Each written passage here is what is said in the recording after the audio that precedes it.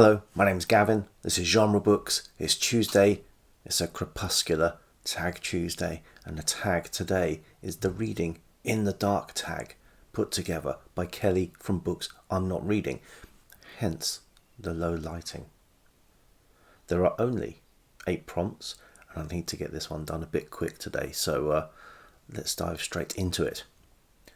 Did you ever read under the covers with a flashlight as a kid? If so, do you have any memorable books or experiences? I'm not sure if Kelly has considered that there will be people potentially answering this question who were at one point adolescent males. I will simply say yes, and I enjoyed reading Asterix and Tintin books. Moving swiftly on to prompt number 2. Do you read when you wake up in the middle of the night as an adult? I don't wake up in the middle of the night as an adult. I will sleep through. If I did wake up, yes, I might read. It would take me a little while to get into the swing of that, were I to start suddenly waking up in the middle of the night, because I don't have my Kindle next to my bed. And it would be Kindle if I was reading in the dark, because that's the easiest way to do it and the least obtrusive. Prompt number 3. Power outage. What have your reading experiences been when the lights won't turn on? The TV is dead, the computer is out. Do you read then? It doesn't happen. But again, if it did happen, yes, I would. We have a stack of candles. I would rely on my Kindle first and foremost. I would read by candlelight if I have to. I don't particularly enjoy candlelight. We don't, touch wood, get many power cuts here. So it's happened in 16 years. If it's happened a half dozen times, I think that's probably an exaggeration. So not really a great sample size to base any answer on. Prompt number 4. Reading ignorance. Did you ever read a book because you were completely in the dark about a particular subject or genre? What was the book and experience like? I like to do this anyway. I have to be interested in the subject, but know very little about it. So it's not complete ignorance, but quite extensive ignorance. But there have been 2 occasions just in September where that was the case. So I read Elizabethan love stories. So I'd never read any of these before, but I knew the stories because the stories were they were repurposed by William Shakespeare for some of his plays. I didn't know how much had been based on these source stories, and it did vary. Some were very close.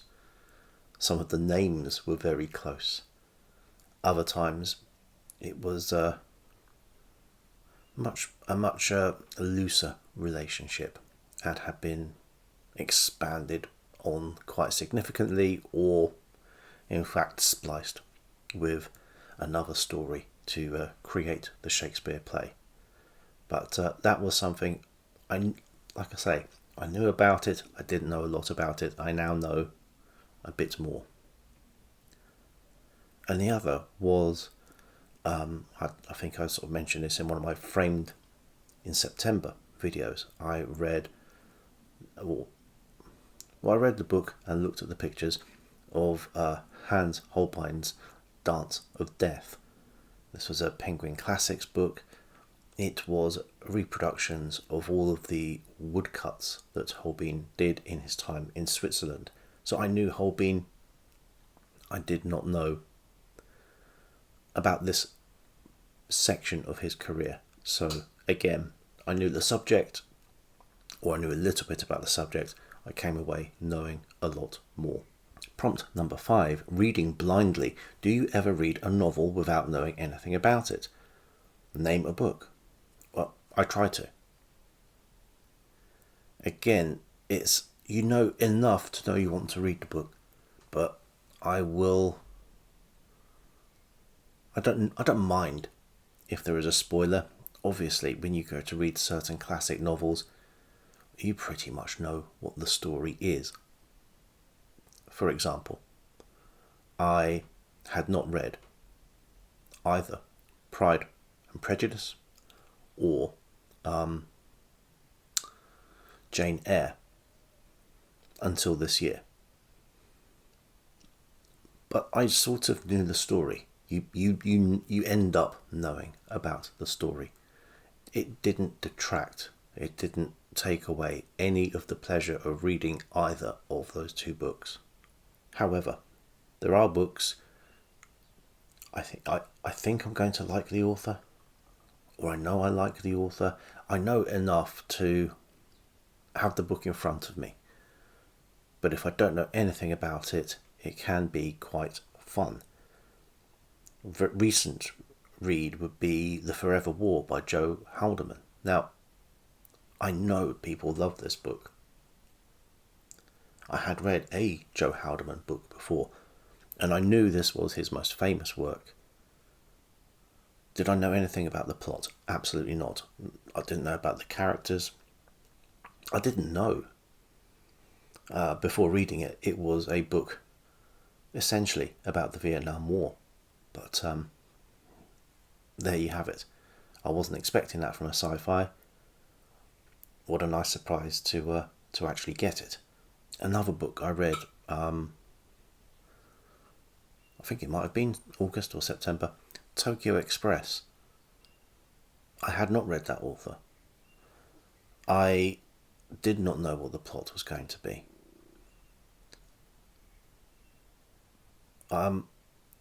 And to be honest, when it's a detective story, you really don't want to know what the plot is, because you may know who did it, and you go into these books not knowing that, potentially guessing it, but everything about that book was surprising to me. I can never guess these things. I never get who did it. But also the style of the investigation, the detachment of the prose, and actually the modernity of the work, considering the conditions in which it was written, were all very nice surprises. East of Eden, I read for the first time this year. I knew I was probably going to like it, because there isn't much Steinbeck I've read that I haven't liked. But again, not knowing anything about it gave me the chance to be absolutely swept away by the breadth of the story. The fact that it is so multi-generational, it is, sort of biblical almost in its scope. That was, what a great experience. And sometimes I just think I know I'm going to like a particular author. So this is not this year, this is from a few years ago, by Alberto Angelo by B.S. Johnson. That was a surprise on sort of a number of levels. I enjoyed the writing, I enjoyed finding out about the author, I enjoyed the story, and I enjoyed the playfulness of the text as well. So I like to look at books where I don't always know a huge amount before them until I read them. But then, I don't mind if I do know a bit of the backstory. I think essentially what I'm saying is I don't mind reading something blind as long as it's good. Usually I do have to rely on knowing a little bit about something beforehand, so I can make what I hope are sound judgments, so that what I read is hopefully good or has a high chance of being good. But if someone just recommends a book without giving me any further information, I may still take them up on that recommendation. Prompt number 6. Other dark places: camping, cars, basements, movies. What are other dark places you have read, maybe unexpectedly? I don't think I have any. I have read in the dark in a car before, but I was expecting to, and so I had bought my Kindle, which is why I was reading in the dark in a car. Prompt number 7. Epiphany. The lights are on. What book or books have given you the proverbial light bulb over your head, something that really illuminated an idea to you? I think I'm going to turn to non-fiction. And the book I'm going to name is one by an author who I'm reading another of his books at the moment, Roger Crowley. I did not know very much about the history of Venice. I knew that it had been a little bit more than a city. I had not realised the extent of its territory. So this is City of Fortune, about the Venetian Empire, the growth and the decline. And it really was fascinating.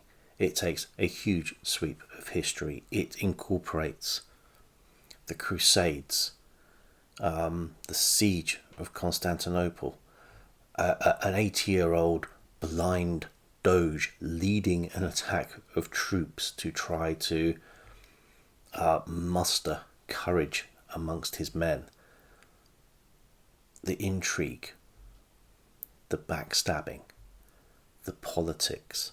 And I also end up really enjoying books about sort of ancient trading routes as well. That's very niche and probably not very much interesting to anybody else. There is definitely something in this book for people.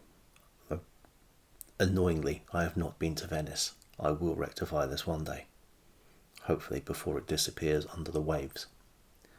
But there you are. Prompt number 8, tag other people. I will do. Thanks to Kelly for creating this tag, and I hope your power supply becomes more reliable. You should write a letter of complaint. Until next time, bye.